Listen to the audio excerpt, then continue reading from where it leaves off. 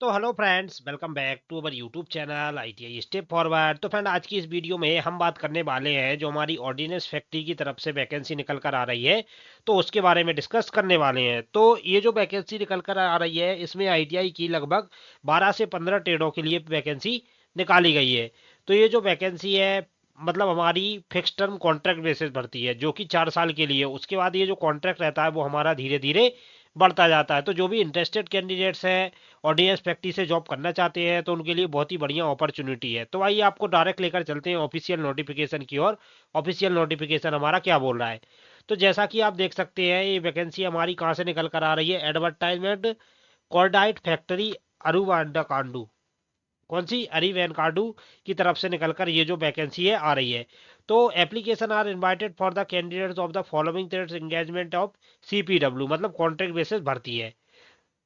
तो कब तक रहने वाला है? Period of a 1 year from the date of engagement and extendable 4 years, मतलब 4 ईयर तक एक्सटेंडेबल, मतलब 4 साल तक बढ़ जाएगी। उसके बाद भी ये क्या रहता है, एक एक साल बढ़ती जाती है। तो अगर नंबर ऑफ पोस्टें की बात करें तो आप देख सकते हैं, पहली है हमारी AOCP attendant operator chemical plant की।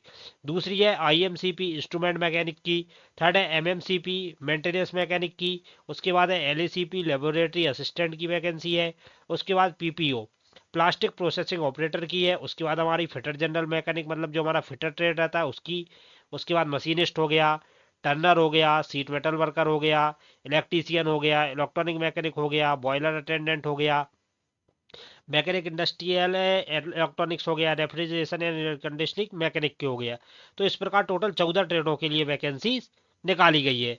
तो बात कर लेते हैं वैकेंसीज की। तो आप देख सकते हैं क्या बोल रहा है, the citizens of India who are fulfilling the request qualification. तो पहले आप देखिए टेनर बेस सीडब्ल्यू, तो आपका जो बेसिक पे रहने वाला है वो 19,900 रहने वाला है, प्लस डीए, मतलब डीएनएस अलाउंस भी इसमें इंक्लूड है।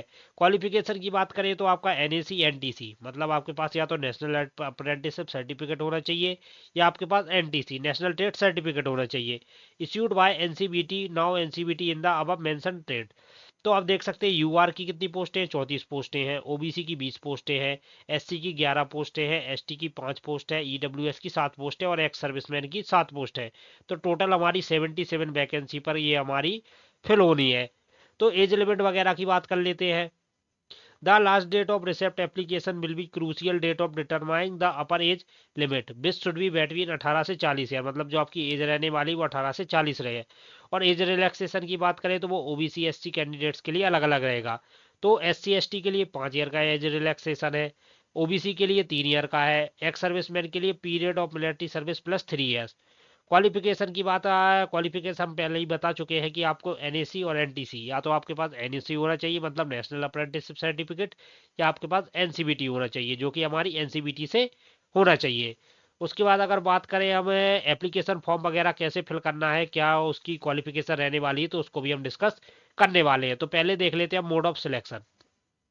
तो क्या बोल रहा है, selection of the candidate shall be done based on marks scored on the NCBT. तो जो आपका मार्क्स रहेंगे, मतलब एनसीबीटी आईटीआई में जो आपको मार्क्स मिले हैं उसके आधार पर, और ट्रेड टेस्ट, मतलब आपका ट्रेड टेस्ट प्रैक्टिकल, मतलब ओनली प्रैक्टिकल टेस्ट होगा, उसके आधार पर ही आपकी मेरिट बनेगी। Merit list will be prepared based on combined marks secured by NCBT exam and trade test practical test, मतलब जो आपका मेरिट लिस्ट तैयार होगी वो आपके ट्रेड टेस्ट और प्रैक्टिकल टेस्ट के आधार पर ही होगी। Weightage of marks NCBT exam trade test practical will be 80% and 20% respectively. Candidates qualifying the NCVT trade test practical test will be called for document verification. Application fees की बात करें तो एप्लीकेशन फीस आपकी नील है, मतलब जीरो आपकी application fees है। How to apply, apply वगैरह कैसे करना है, तो candidates are required to download the print of application form, the link provided and fill the some block letters only along with the necessary enclosure on the extra copy of the same photograph self attested behind the photograph।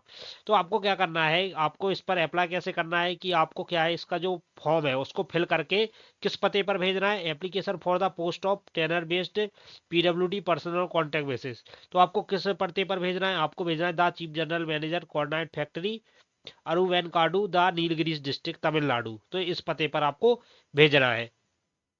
It may also be in your soft copy, scanned copy, the whole set, application and enclosed document is also sent to the email address। इस email address पर आपको अपने documents भेजने हैं, तो इस बात का आपको ध्यान रखना है। तो डॉक्यूमेंट्स वगैरह का भी इसने फॉर्म दिया है।